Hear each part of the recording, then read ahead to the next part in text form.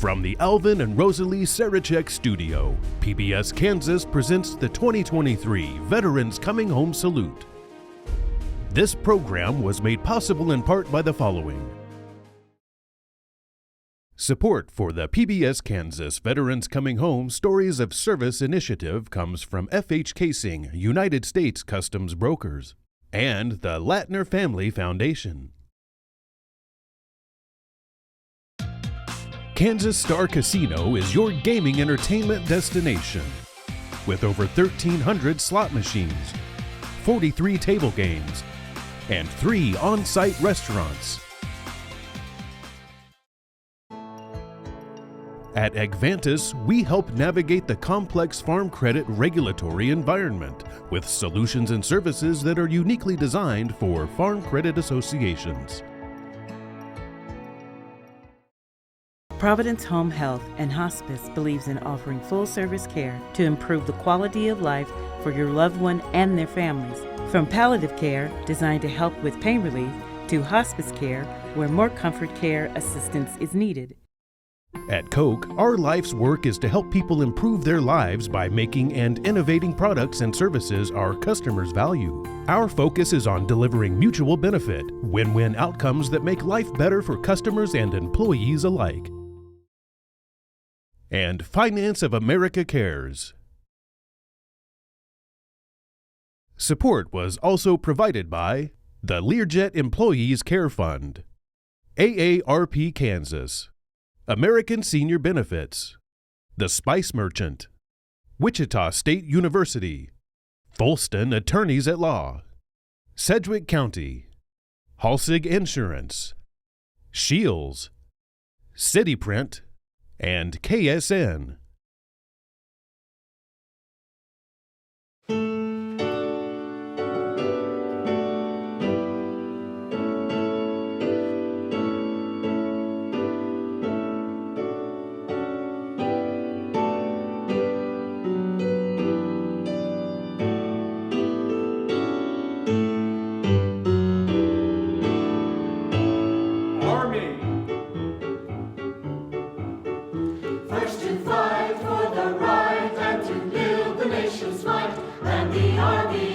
Rolling along, proud of all we have done, fighting till the battle's won, and the army goes rolling along.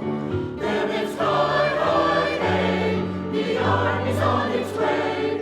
Count off the cadence loud and strong, 2, 3, 4, out, 2, 3, 4. Wherever we go, you will always know that the army goes rolling along. Marines! From the halls of Montezuma to the shores of Tripoli, we will fight our country's battles in the air, on land and sea. First we fight for right and freedom, and to keep our honor clean. We are proud to claim the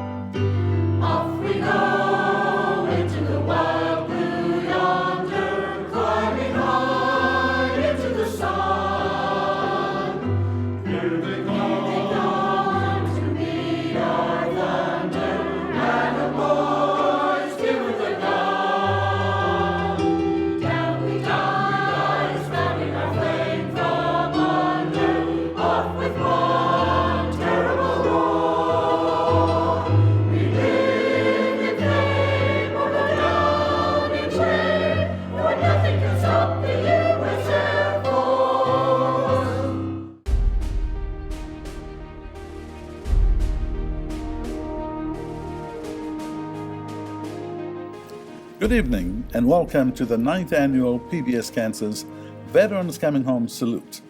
I'm Victor Hallstrom, the President and CEO of your PBS Kansas. Tonight, we celebrate veterans who are making a difference right here in our community. We started the Veterans Coming Home Salute in 2015 by honoring Senator Robert J. Dole, a hometown hero from Russell, Kansas. He served with valor during World War II, and when he returned home, he overcame his physical injuries with a mission to serve his home state. He did that in the Senate for 27 years, and he continued to be a positive influence both at home and on a national level. There are thousands of veterans in Kansas who have dedicated their lives to service. They get up every day with the same mission Bob Dole had, and that is to solve problems, to lend their neighbors a helping hand, to do the hard jobs that no one else volunteers for, to make Kansas a great place to grow up and grow old. Tonight, we are honored by the presence of these incredibly brave soldiers who carried their mission of service into their civilian lives. And now, we'll begin our awards ceremony.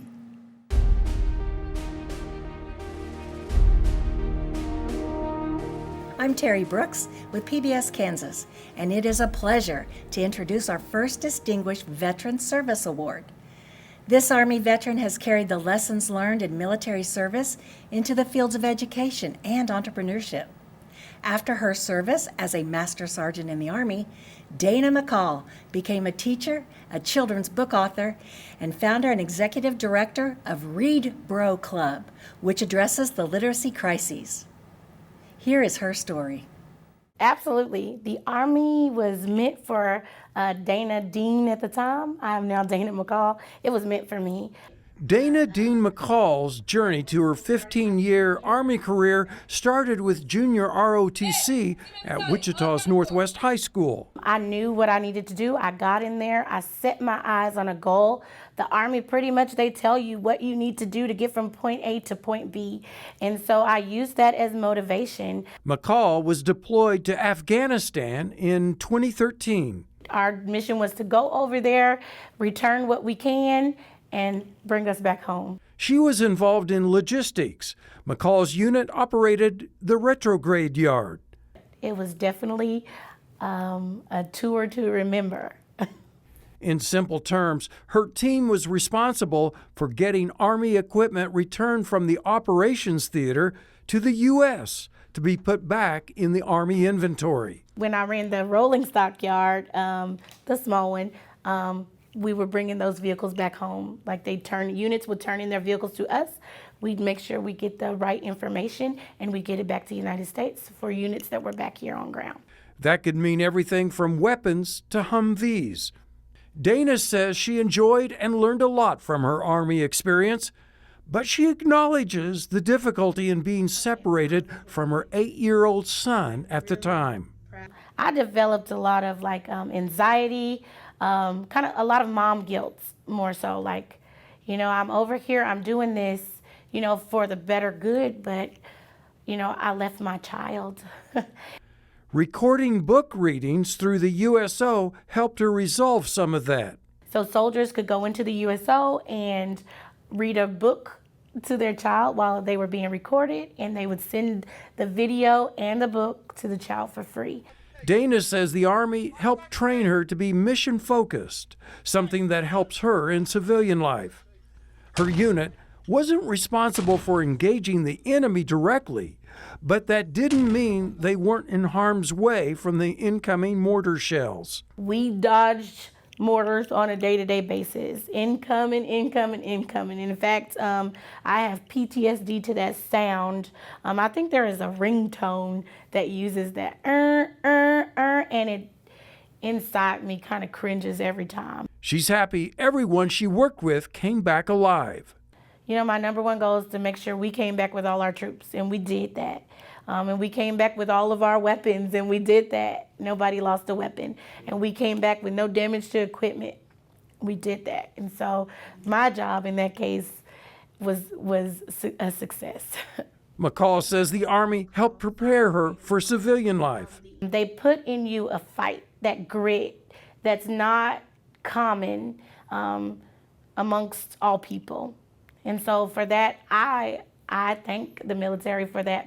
Dana teaches 2nd and 3rd graders at Urban Preparatory Academy, a private school. The Army gave me the will to fight. And now her fight is to help young people learn to read.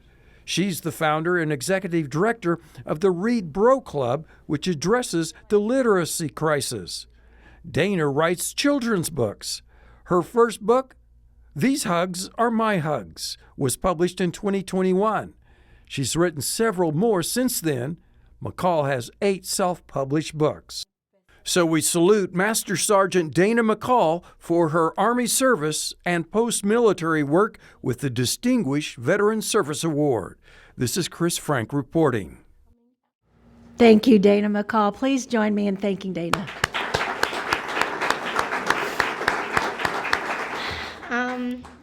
Wow. As I look around, one thing I'm glad to be a part of is a group of people who are addicted to serving. We served the people of the United States, and now we come back and we continue that fight. So to be addicted to service is a good thing, but make sure you also take care of yourself. Thank you once again. Thank you, Dana. Appreciate it. Thank you.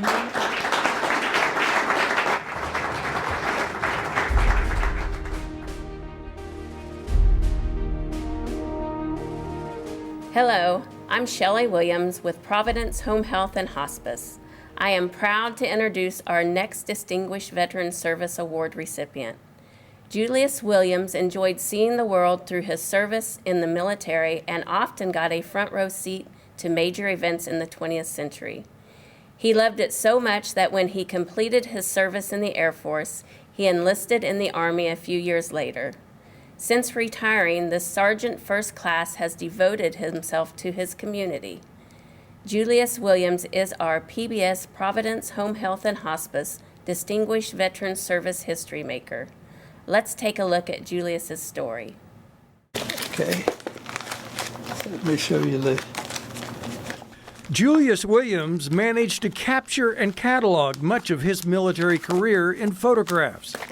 The 93-year-old, born in Oklahoma City, raised in Kingfisher, Oklahoma, joined the Air Force at age 19.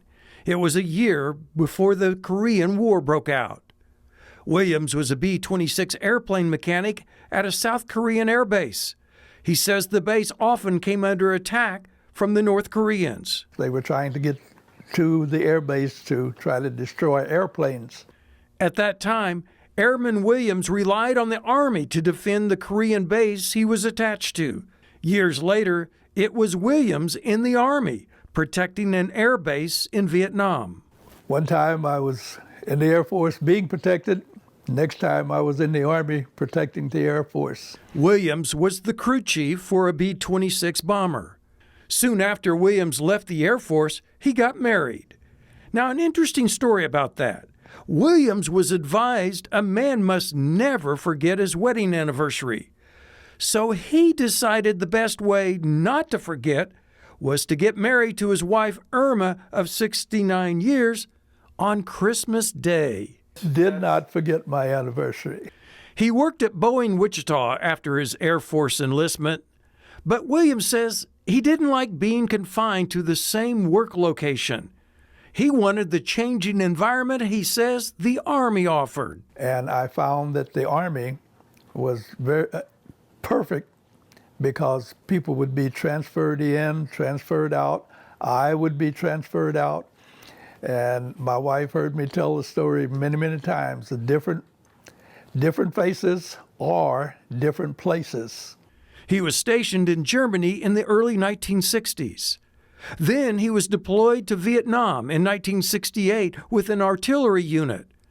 At least a couple of times a month, the air base his unit was protecting got rocket attacks. On one of those occasions, Sergeant Williams directed soldiers to safety while under rocket attack. He was awarded the Bronze Star for his bravery. On another occasion, a Viet Cong sniper's bullet narrowly missed hitting Williams in the head. They say you don't hear the shot that killed you. The bullet hit the cross tire in front of me and glanced just enough that it went into the cross tire right by my ear. So I got splinters in my ear.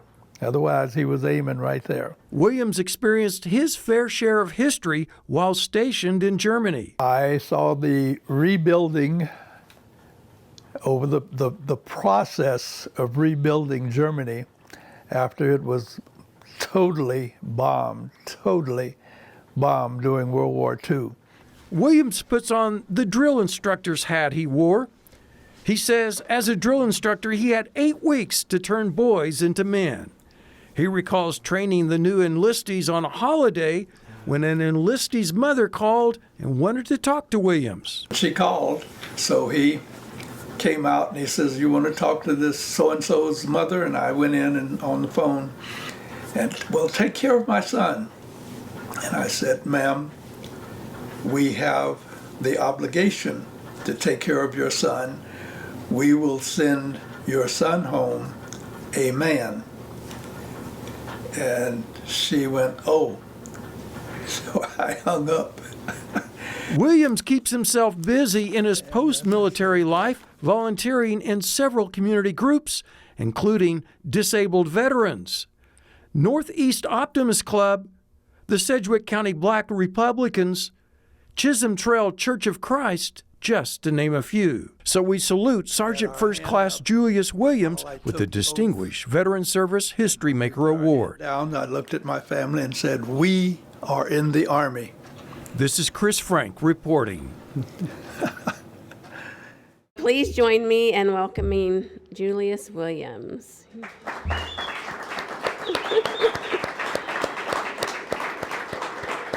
This is the PBS Kansas Providence Home Health and Hospice Distinguished Veteran History Maker Award recipient. Thank you, thank you, thank you.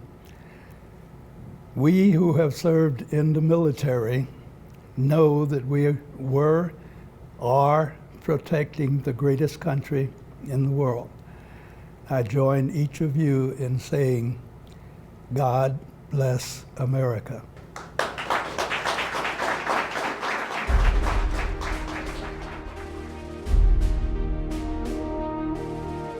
Hello, I'm Adam Pell with Igvantis, and it is with great admiration that I introduce our next award recipient.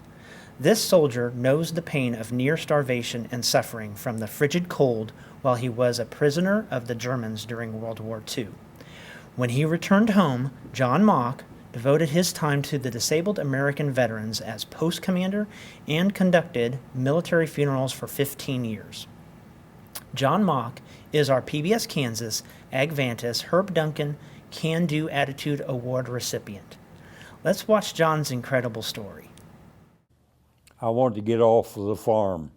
World War II had been raging a few years when John Mock became old enough for the military. Mock was ready to get off the Greenwood County family farm and experience a life change. He ended up experiencing more than he bargained for. Yeah, I got drafted. Mock was sent to Europe. After more training, he was sent to the Belgian-German border in December 1944. We left France down there, nice warm weather, regular shoes. Then we dumped us off up there in the ice and snow. Were you prepared for it? No. We had our regular shoes on. Mock's division engaged the Germans in skirmishes. Before long, German mortars were landing around Mock, and he dove into a foxhole. Well, I'd headed for my foxhole. Well, my left foot didn't make it. A piece of metal went through my foot. Later, while their unit was trying to return to American lines, they were ambushed and taken prisoners by the Germans. Captain Spagola, he got wounded. 2 more GIs got wounded. Corporal Mock considered escaping, but didn't want to leave his wounded comrades. So we threw down our rifles or ammunition belt. I had a brand new grenade, never got to use it. The capture began a 99-day German imprisonment. Mock and the others were fortunate their German guards treated them with dignity. Yeah, Hitler said, before the war ends up, kill all the POWs. But they didn't do it. The Germans didn't have enough food to feed themselves and their prisoners, so there was great suffering. After 99 days in captivity, Mock gives his height and weight. 6 foot tall and 105 pounds. At long last, Mock says the 99th American Division caught up to the prisoners and freed them. I done some skin and bones.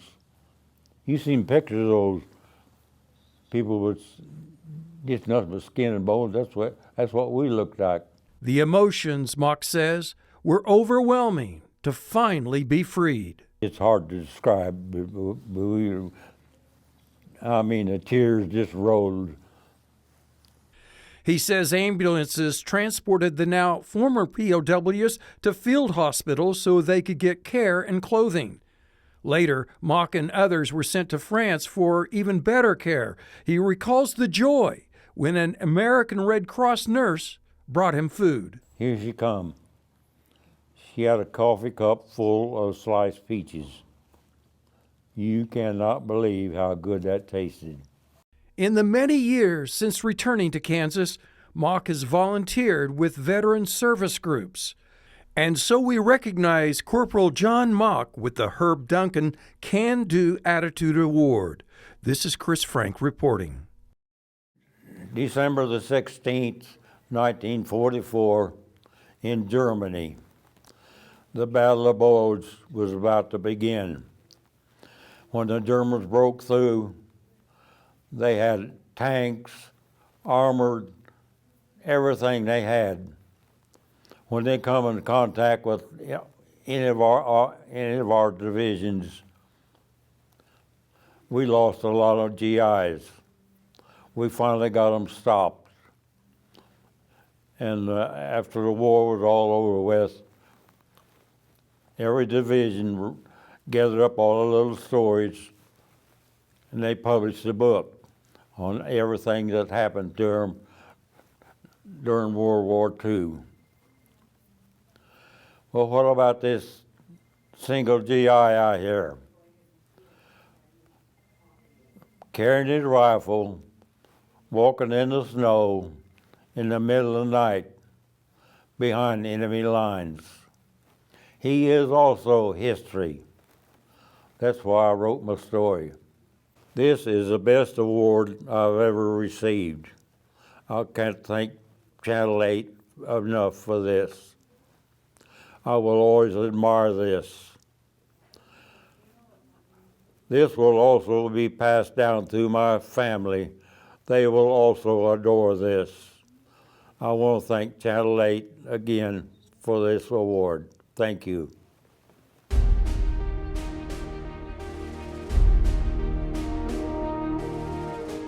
I'm Colonel John Buckley, U.S. Army retired, with Koch Industries, and I am privileged to introduce our next award, honoring a business that makes a difference in veterans' lives.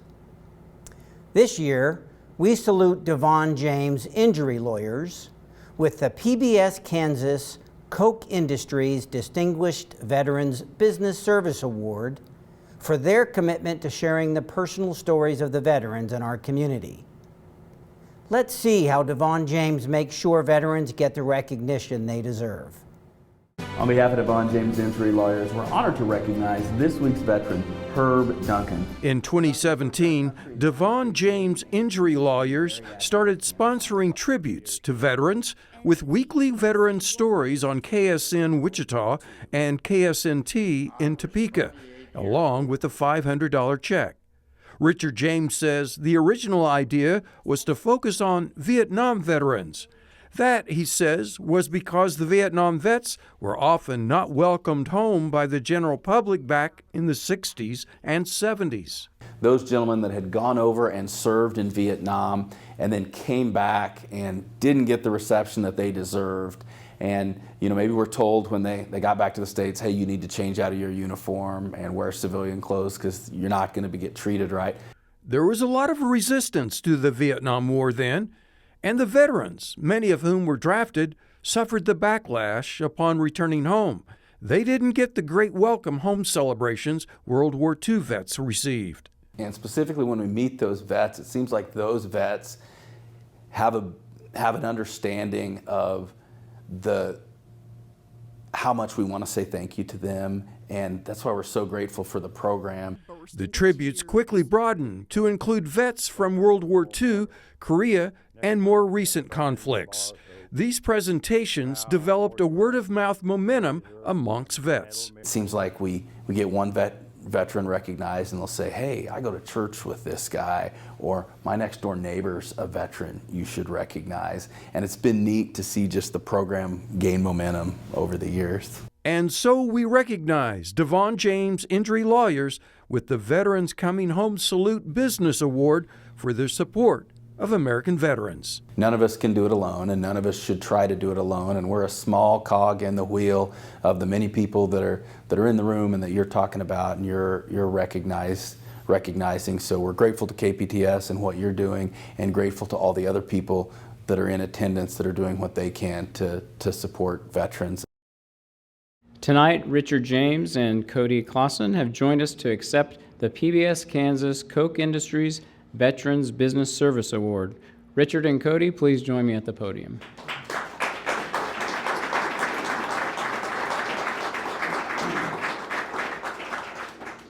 It's our honor to present this award to Devon James, and thank you so much for what you do for our community. Thank you, sir. Thank you very much. Thank you. Thank you so much for this recognition. Most of all, thank you to our veterans for the service that you're doing. If you know of a veteran that needs to be recognized, let's get it done. Submit their name to us. We have it every Wednesday night. We get a veteran recognized. KSN along with KPTS are great veterans partners, and we'll get their story told. No matter when they served or where they served, let's get them recognized, and let's get them their $500 check to do something nice for themselves, or so many of them give it to another veterans organization like a typical veteran. But we want to recognize them, and let's be sure we get their story told before it's too late. Thank you for what you're doing, and thank you for letting us be a small part of this ceremony. We're grateful to KPTS.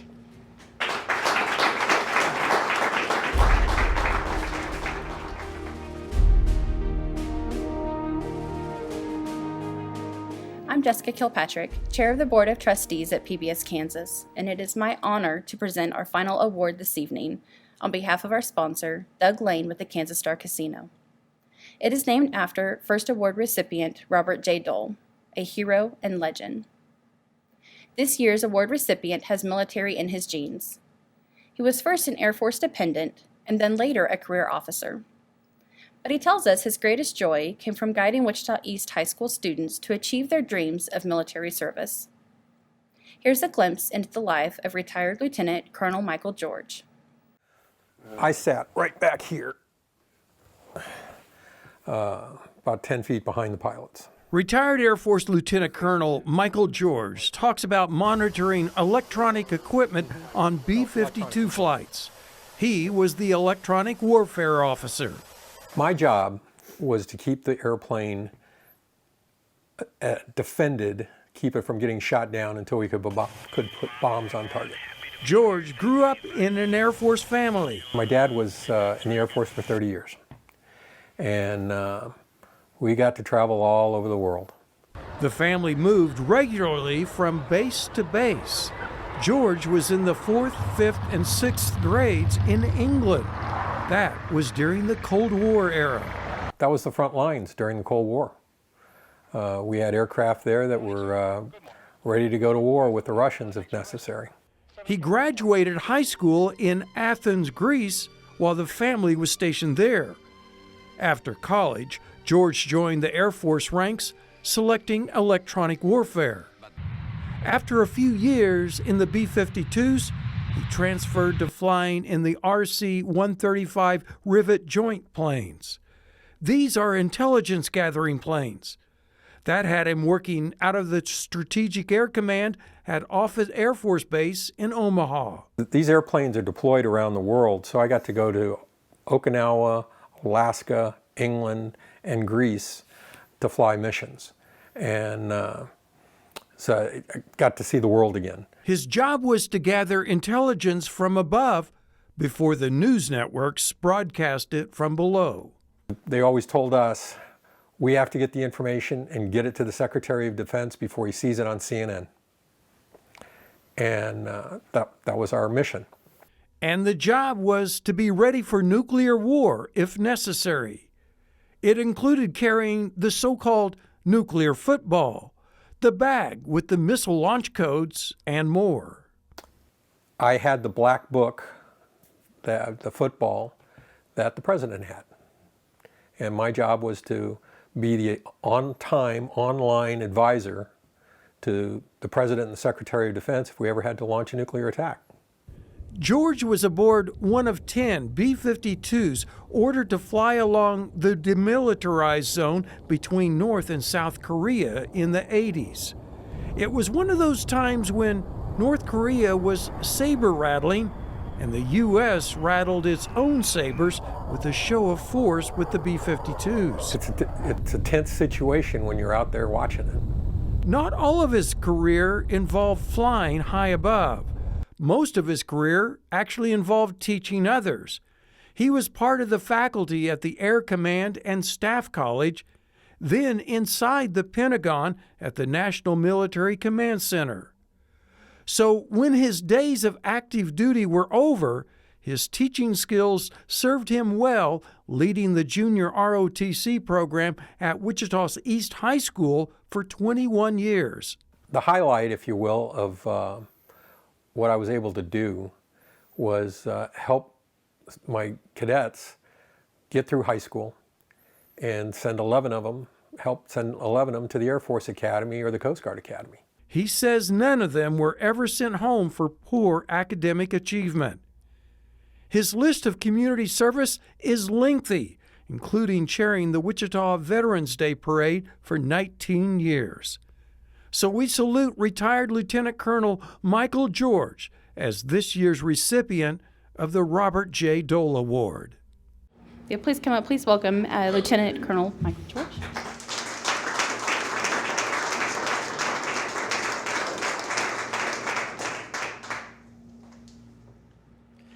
One of the things I think I have in the video is that I spent 45 years in the blue suit wearing the uniform.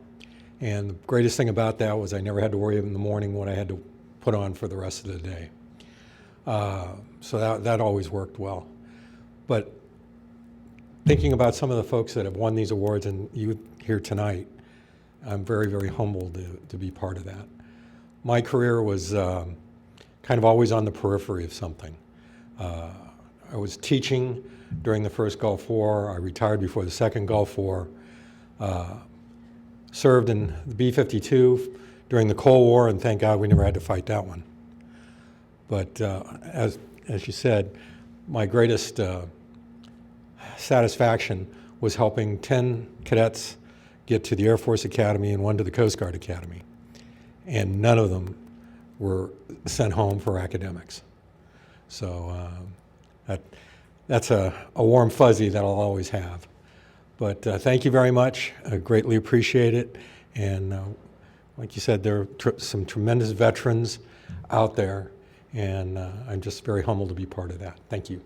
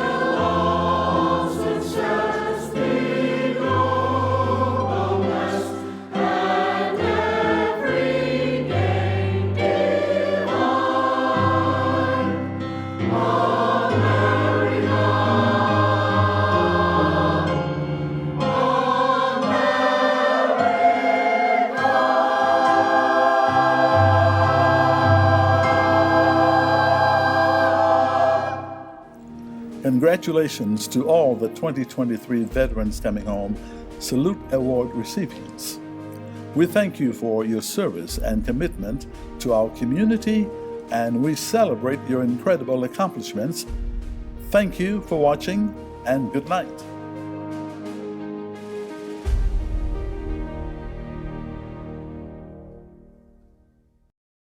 This program was made possible in part by the following.